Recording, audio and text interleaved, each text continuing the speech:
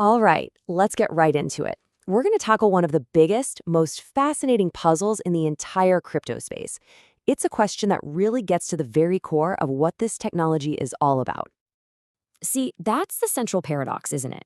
Blockchains are built to be immutable. The whole point is that they're resistant to change. Once something is recorded, it's supposed to be there forever. But here's the thing. All software, and I mean all of it, needs to evolve.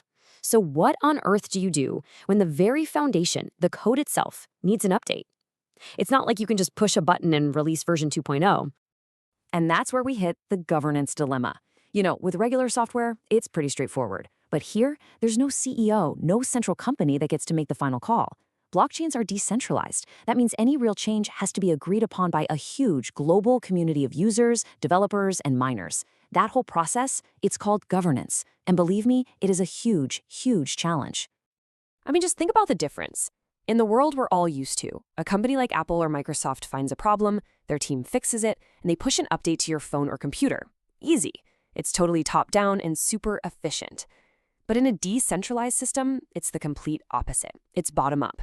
You have to somehow convince thousands of people all over the world, many of them anonymous, to agree on a change. It can be incredibly slow, deeply political, and just plain messy. So you might be wondering, what does this messy governance actually look like in the wild? Well, there is no better, more famous example than the great Bitcoin block size debate. It all comes down to this one little number, 1 megabyte. Back in the very beginning, Bitcoin's creator, Satoshi Nakamoto, put a 1 MB limit on the size of each block. Now, this was actually a safety feature designed to stop people from spamming the network, and for a while it worked perfectly fine. But then, Bitcoin started to get popular, really popular, and suddenly that 1 MB limit became a massive bottleneck. The network could only handle a few transactions per second, which led to insane congestion and skyrocketing fees. And this issue just split the entire community right down the middle. On one side, you had people who said, no, we have to keep the 1 MB limit. They argued that full blocks create what's called a fee market. The idea is that high fees are actually a good thing in the long run because they give miners a reason to keep securing the network after all the new Bitcoins have been mined. But on the other side, you had a group saying, are you kidding me? If Bitcoin is ever going to be a global currency, it has to be able to handle more users. For them, increasing the block size to lower fees wasn't just a good idea, it was absolutely essential. And these two sides were just locked in a political stalemate for years. So while Bitcoin's big crisis was a political one, Ethereum was about to face a totally different kind of governance problem, one that was all about ethics. It all came to a head with a single notorious event, the DAO heist. So picture this. It's the summer of 2016, and the Ethereum world gets turned completely upside down. A hacker discovers a loophole in the code of the DAO, which was this groundbreaking decentralized investment fund built on Ethereum. By cleverly exploiting this flaw, they started siphoning off money, a lot of money, to the tune of about $60 million worth of Ether at the time. Now here's the kicker. Technically, the hacker didn't break any rules. They just used the smart contract's own logic against itself. This wasn't just a theft, it was a full-blown philosophical crisis. See, Ethereum's big promise, its core marketing slogan was unstoppable code. The whole idea was that code is law and transactions are final, period. So the community faced an impossible choice. Do you let the hacker walk away with millions to uphold your core principle? Or do you step in and break your own rules? So now you've got two of the biggest projects in crypto, both totally leaderless and both stuck at an impossible crossroads. Bitcoin in a political deadlock, Ethereum in an ethical nightmare. How did they solve it? Well, they both reached for the most radical tool in the blockchain governance toolbox. They went for the nuclear option, a hard fork. Okay, so what is a hard fork? Think of it like a permanent fork in the road for the blockchain.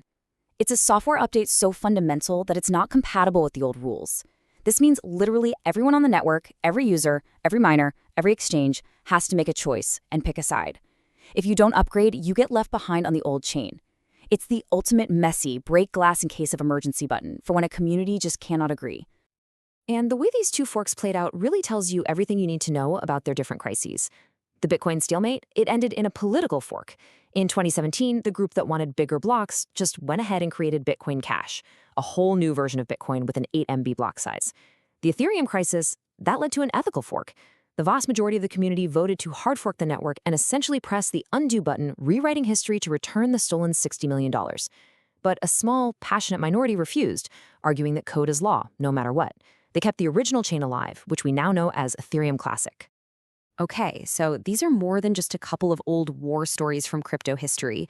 They teach us some incredibly important lessons about what it actually means to run a decentralized system. So, what are the big takeaways? First, governance is messy, and it's fundamentally human. It's about politics, people, and principles, not just elegant code. Second, that powerful idea of immutability, well, it's not absolute.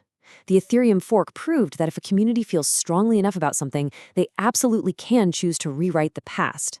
Which leads to the third point. Hard forks serve as this sort of chaotic but critical escape valve when conflicts get too big to solve any other way. And finally, these stories kind of show us that pure, perfect decentralization is still more of a goal than a reality, because influential people and groups can still have a huge impact on the outcome. So, at the end of the day, it all boils down to this one fundamental question. When push comes to shove, what truly governs a blockchain? Is it the cold, impartial logic of the code as it was written? Or is it the messy, passionate, and ever-changing consensus of the human beings who run it? As these two stories show, there's no easy answer, and that question is still beating at the very heart of the crypto world today. If you found this deep dive valuable, do us a favor and hit like, share, and subscribe for more. Thanks for joining us.